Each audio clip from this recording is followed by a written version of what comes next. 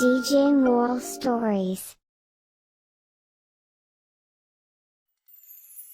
ஆனந்தியோட தோல்ல நிறைய ஈரமான துணிங்க, அப்புறம் கையில பக்கெட் நிறைய ஈர துணிகளோட மாடியில கொண்டு போய் காய போடுறதுக்காக அவசரமா போனா. அங்க மாடியில பக்கத்து வீட்டு அண்ணி என்ன சொன்னாங்கன்னா, ஆனந்தி, நாளைக்கு சுமங்கலி பூஜை. பெண்கள்லாம் மருதாணி போட்டுக்கிட்டு இருக்காங்க. இது உனக்கு முதல் சுமங்கலி பூஜை இல்ல? அம்மா கூட சொல்லிக்கிட்டு இருந்தாங்க. கையில அழகான மருதாணி யார் போட்டிருக்காங்களோ அதுக்கான காம்படிஷனும் நடக்கும்னு சொன்னாங்க. அட ஆமா, சரி சீக்கிரமா கீழே வந்துரு. நாங்க எல்லாரும் உங்க வீட்டுக்கு எதிர்க்க இருக்கிற டென்ட்ல தான் மருதாணி போட்டுக்கிட்டு இருக்கோம். ஐயோ அண்ணி, இன்னும் எனக்கு நிறைய வேலை பாக்கி இருக்கு. வீட்டை சுத்தம் பண்ணணும், சமைக்கணும், அம்மாவுக்கு மாத்திரை கொடுக்கணும். இந்த வேலை எல்லாத்தையும் செஞ்சு முடிக்கிறதுக்கே மணி 3 ஆயிடும். நீ என்ன விசித்திரமான பொண்ணா இருக்க? உன்னோட மாமியாரே மருதாணி போட்டுக்க டென்ட்ல உட்காந்துட்டு இருக்காங்க. ஆனா நீ புதுசா கல்யாணமான பொண்ணு வேலை செஞ்சுக்கிட்டு இருக்க. அம்மாவை நான் தான் அனுப்பி வச்சேன் அண்ணி. எனக்கு மருதாணி போட்டுக்க தெரியும். வேலையெல்லாம் முடிச்சதுக்கு அப்புறம் ராத்திரி நான் மருதாணி போட்டுக்கிட்டு தூங்குவேன். அண்ணி டென்ட்டுக்கு போனாங்க. ஆனந்தியோட மாமியாரும் அவங்க கையில மருதாணி போட்டுட்டு இருந்தாங்க. அவ மத்த பெண்களோட சேர்ந்து வம்பு பேச ஆரம்பிச்சா. இவங்கள பாத்தியா? நல்ல பழுத்த கிழமா இருந்துகிட்டு புதுசா கல்யாணமாகி வந்த மருமகளை வேலை செய்ய சொல்லிட்டு இவங்க மருதாணி போட்டுக்க வந்துட்டாங்க. கொஞ்சம் கூட வெக்கமே இல்ல. இந்த சமயத்துல இவங்கள மருதாணி வச்சுப்பாங்க? இந்த விஷயம் ஆனந்தியோட மாமியார் காதுல கூட விழுந்தது. என்ன பேச்சுவார்த்தை நடக்குதுங்க? நேத்திக்கு வந்து புது மருமகளுக்கு அவ்வளவு திமிரா? அக்கம் பக்கத்துல இருக்கிறவங்க கிட்ட என்ன பத்தி தப்பா பேசிருக்கா? ஆரம்பத்திலே எனக்கு இவ்வளவு சுத்தமா பிடிக்காது. இப்ப நான் யாருன்னு காட்டுறேன். இல்லாத பொல்லாததெல்லாம் சொல்லி மத்தவங்களை உசுப்பேத்துறாளா? அவங்க வீட்டுக்கு போன போது ஆனந்தி கிச்சன்ல சமைச்சுக்கிட்டே அவங்க அம்மா கிட்ட போன்ல பேசிட்டு இருந்தா. எனக்கு உங்க ஞாபகமாவே இருக்குமா? நீங்க மருதாணி போட்டுக்கிட்டீங்க இல்லையா?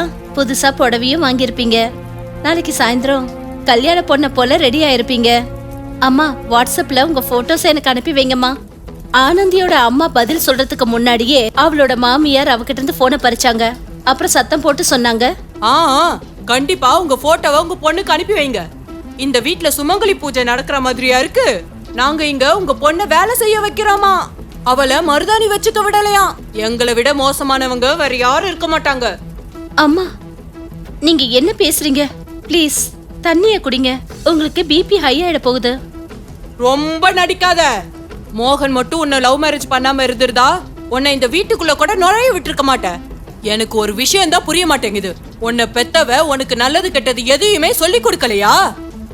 நீங்க என்னம்மா பேசுறீங்க? நான் இது வரைக்கும் உங்களை பத்தி யாருக்கிட்டையும் தப்பா எதுவும் பேசினதில்ல. வீட்ல யாருதான் வீட்டு வேலை செய்யல?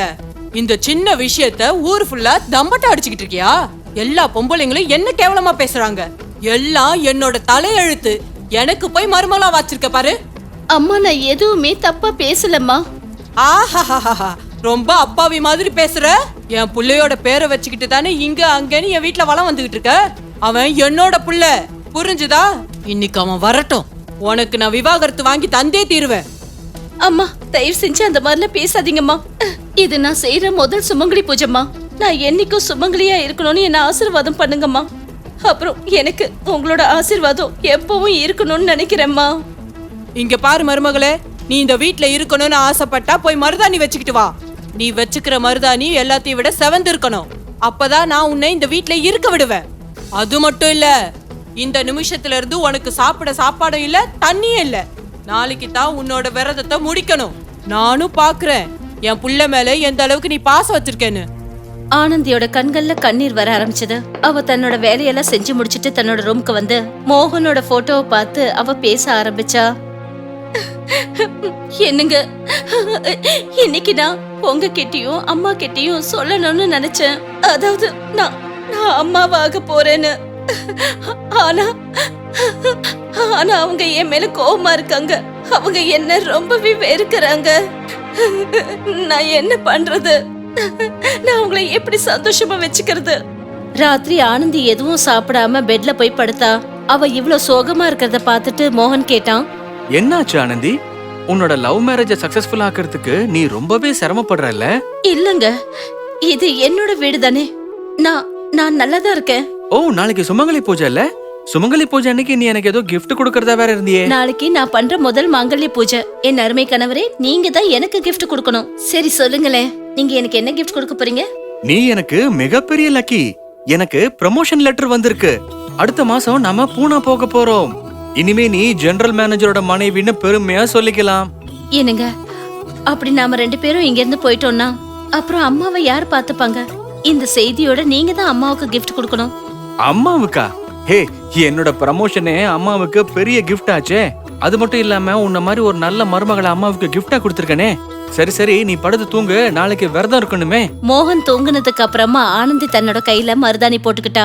அவ கண்ல இருந்து கண்ணீர் கொட்டிக்கிட்டே இருந்தது. அவ கடவுள் கிட்ட பிரார்த்தனை செஞ்சுக்கிட்டா. அம்மா, தாயே, உங்களோட ஆசீர்வாதம் எல்லாருக்கும் நிறைஞ்சிருக்கு. எங்க வீட்லயும் தவறான புரிதலை தயவு செஞ்சு விலக்கி விடுங்க. என் குடும்பத்துல இருக்கிறவங்க எல்லாரும் சந்தோஷமா இருக்கணும். சாப்பிடாம கர்ப்பவதியா இருக்கிற ஆனந்தி காலையில எழுந்தா. அவர் ரொம்பவே பலகீனமா இருக்கிற மாதிரி உணர்ந்தா. ஆனா அவ தன்னோட மாமியார சந்தோஷமா வச்சுக்கிறதுக்காக அவங்க கிட்ட போனா. அப்புறம் அவங்க காலில் விழுந்தா. போதும் போதும், மனசுல மரியாதை கிடையாது. இந்த நாடகத்தெல்லாம் என்கிட்ட நடத்தாத. உன்னோட நகைகள் எல்லாம் எடுத்து உன் ரூம்ல வச்சாச்சு. உன்னோட கல்யாண கூறப்படவையும் அங்கேதான் இருக்கு. சரிங்கம்மா. அம்மா, இப்ப சொல்லுங்க, என்ன சமைக்கிறது? இனிமே நீ சமைக்க வேண்டிய எந்த அவசியமும் இல்ல மருமகளே. இன்னையில இருந்து சமைக்கிறதுக்கு நான் ஒருத்தைய ஏற்பாடு பண்ணிட்டேன். நான் ஒரு ஜெனரல் மேனேஜரோட அம்மா. மத்தவங்க எனக்கு சமைச்சு கொடுக்க வேண்டிய அவசியமும் இல்ல, அவங்களோட கரிசனமும் எனக்கு தேவையில்லை. புரிஞ்சுதா? அம்மா, இப்ப நான் என்ன வேலை செய்யறது? உங்க கால்ல என்ன தடவி விடட்டுமா? அக்கம் பக்கத்துல இருக்கிறவங்க கிட்ட என்ன பத்தி குறை சொல்லு. அதுதான் உனக்கு கைவந்த கலையாச்சே. ஆனந்தி வேதனையோட எதுவும் பேசாம தன்னோட அறைக்கு போயிட்டா. அப்புறம் அவளுக்கு ஆழ்ந்த தூக்கம் வந்துடுச்சு. திடீர்னு யாரோ கதவை ஜோரா தட்டுற சத்தம் அவளுக்கு கேட்டுச்சு. அவ கதவை திறந்து பார்த்ததும் ரொம்பவே அதிர்ந்து போயிட்டா. அதாவது அவளோட மாமியார் கதவை தட்டிட்டு பயங்கரமா அழுதுட்டு இருந்தாங்க. அப்புறம் அவளுடைய மாமனார் தரையில விழுந்து கிடந்தாரு. மோகனுக்கு போன் பண்ணு, அவருக்கு ஹார்ட் அட்டாக் வந்துருச்சு. இதுக்கெல்லாம் காரணம் நீதான். சரியான தரித்திரம் பிடிச்சவ. அம்மா, நீங்க எதுக்கும் கவலைப்படாதீங்க. அப்பாவுக்கு எதுவும் ஆகாது. நான் இருக்கேன், கொஞ்சம் அமைதியா இருங்கம்மா. அவ உடனே டாக்டருக்கு போன் பண்ணா. அப்புறம் ஆம்புலன்ஸ வர வச்சா. அவளுடைய மாமனார உடனே ஹாஸ்பிட்டலுக்கு கொண்டு போனாங்க. அங்கதான் அவங்களுக்கு தெரிஞ்சது அவருக்கு ஹார்ட் அட்டாக்னு. ஆனந்தி அவளோட மாமியார வீட்டுக்கு அனுப்பி வச்சா. அம்மா, காலையில இருந்து நீங்க எதுவுமே சாப்பிடல. நீங்க வீட்டுக்கு போய் உங்க சுமங்கலி பூஜைய பண்ணுங்க. அப்புறம் உங்க விரதத்தை விடுங்க. அப்படி இல்லைன்னா உங்களோட உடல்நிலை ரொம்ப மோசமாயிடும். உங்க பிள்ளைங்க வந்ததுக்கு அப்புறமா நானும் வீட்டுக்கு வந்துடுறேன். ஆனந்தியோட மாமியாரோ ரொம்ப சோர்வடைஞ்சு போயிருந்தாங்க. அதனால அவங்க வீட்டுக்கு போனாங்க. அப்புறம் பூஜையை முடிச்சு அவங்களோட விரதத்தை விட்டாங்க. அவங்க மோகனுக்கு போன் பண்ணாங்க. ஆனா அவன் போன் எடுக்கல. அவங்களுக்கு ரொம்ப பயமாயிடுச்சு. உடனே அவங்க ஹாஸ்பிட்டலுக்கு போன் பண்ணாங்க. வீட்டுக்கு வந்த மருமகளா அவ சரியான தரித்திரம் பிடிச்சவ. வீட்டுல இருக்கிறவங்கள பத்தி குறை சொல்றா. அப்புறம் வாயை திறந்தாலே பொய். அந்த தரித்திரம் பிடிச்சவளால என் புருஷனுக்கு நல்ல நாள் அதுவுமா ஹார்ட் அட்டாக்கே வந்துருச்சு. கடவுளேன்னு அவருக்கு எதுவும் ஆயிடக்கூடாது. ஹலோ, நீங்க சாய்ராம் ஹாஸ்பிட்டல்ல இருந்தா பேசுறீங்க? அங்க என் புருஷன் ரவிச்சந்திரனை அட்மிட் பண்ணியிருக்கோம். என்னோட புள்ளையும் மருமகளும் அங்கேதான் இருக்காங்க. ஆனா யாருமே போன் எடுக்க மாட்டேன்றாங்க. என் புருஷன் எப்படி இருக்காருன்னு நீங்களாவது சொல்றீங்களா? மேடம், உங்க ஹஸ்பண்ட் ரொம்ப நல்லா இருக்காரு. ஆனா உங்க மருமகளோட உடல்நிலை தான் ரொம்ப மோசமாயிடுச்சு. அவங்க கர்ப்பமா இருக்கிறது தெரிஞ்சும் கூட அவங்க 2 நாளா எதுவும் சாப்பிடாம இருந்திருக்காங்க. அதனால அவங்கள அட்மிட் பண்ணிருக்காங்க. என்ன சொன்னீங்க? மருமக முழுகாம இருக்காளா? ஐயோ கடவுளே, நேத்தியில இருந்து அவளை நான் பட்டினி போட்டுட்டேனே. பாவம், நாள் முழுக்க வேலையே செஞ்சுக்கிட்டு இருந்தா. அது மட்டும் இல்லாம நான் அவளை எவ்வளவு தப்பு தப்பா பேசிட்டேன். ஐயோ ஆண்டவா, நீதான் அவளை காப்பாத்தணும். ஹலோ மேடம், அவங்க பூஜை செய்யாம உங்களோட ஆசீர்வாதத்தை வாங்காம அவங்களோட விரதத்தை விட அவங்க விரும்பல. உங்களால முடிஞ்சா நீங்க ஹாஸ்பிட்டலுக்கு வாங்க. ஆனந்தியோட மாமியார் கண்கள் கலங்க ஆரம்பிச்சது. அப்புறம் அவங்க பண்ண கொடுமையை நினைச்சு வெக்கப்பட்டாங்க. உடனே அவங்க ஹாஸ்பிட்டலுக்கு வந்தாங்க. என்ன மருமகளே, நீ இந்த விஷயத்தை என்கிட்ட சொல்லவே இல்ல. நீ அம்மா ஆக போறேன்னு. சரி, இப்பயாவது உன் விரதத்தை முடிச்சுக்க. இங்க பாரு, மோகனும் உன் கூட தான் இருக்கான். அப்புறம் நானும் வந்துட்டேன். அதோ பாரு, ஹாஸ்பிட்டல் ஜன்னல் வழியா அந்த நிலவும் கண்ணுக்கு தெரியுது. ஆனந்தி மோகனோட உதவியால எழுந்து நின்னா. அப்புறம் நிலவுக்கு பூஜை செஞ்சு தன்னோட மாமனார் மாமியார் மோகன் கல்ல விழுந்தா. என்னம்மா, என்னதான் நடக்குதுங்க? என்ன பிரச்சனை? அதையாவது சொல்லுங்க. அப்படி ஆனந்தி இங்க இருக்கிறது தான் உங்களுக்கு ப்ராப்ளம்னா நான் அவளை கூட்டிட்டு இங்க இருந்து பூனாக்கு போயிடுறேம்மா. ரொம்ப தான் ஓவரா பண்றீங்க. என்னங்க, ஏன் இப்படி எல்லாம் பேசுறீங்க? என்னால அம்மாவையும் அப்பாவையும் விட்டுட்டு எங்கேயும் வர முடியாது. நாம எங்க இருந்தாலும் ஒன்னாதான் இருக்கணும். எல்லாத்துக்கும் ஒரு எல்லை இருக்கு ஆனந்தி. இனிமே நீ உன்னை பத்தியும் நம்ம குழந்தைய பத்தி மட்டும் தான் நினைக்கிறேன். என்ன, இவங்க எல்லாருமே என்னோட சொந்தங்கள். நான் எல்லாரையும் சந்தோஷமா வச்சுக்கணும். அம்மா, இந்த பூஜை நடக்கிற அன்னைக்கு இந்த சந்தோஷமான விஷயத்தை எல்லார்கிட்டயும் சொல்லலாம்னு நினைச்சேன். ஆனந்தியோட மாமியார் அவளை கட்டி அணைச்சுக்கிட்டு என்ன சொன்னாங்கன்னா, கண்ணா, என்ன மன்னிச்சிடுமா. அடுத்தவங்க பேச்ச கேட்டுக்கிட்டு லவ் மேரேஜ் பண்ணிக்கிட்ட நீ நீ என் புள்ளைகிட்ட இருந்து என்ன பிரிச்சுடுவேன்னு நினைச்சேன். அதனால உன்னை என்னால ஏத்துக்கவே முடியல. உன்னை நான் புரிஞ்சுக்கவும் இல்ல. எனக்கு எல்லாம் தெரியுமா, உங்க மேல எந்த ஒரு குத்தமும் இல்லம்மா. அம்மா தாயே, இந்த சுமங்கலி பூஜை அன்னைக்கு உன்னோட அருளால என் குடும்பம் முழுக்க சந்தோஷமா இருக்கு. என் மருமக எவ்வளவு அதிர்ஷ்டமானவ. இவளால என்னோட தாலியும் காப்பாத்தப்பட்டுச்சு. அப்புறம் எங்க வீட்ல கூடிய சீக்கிரத்திலேயே ஒரு சின்ன விருந்தாளியும் வர போறாங்க.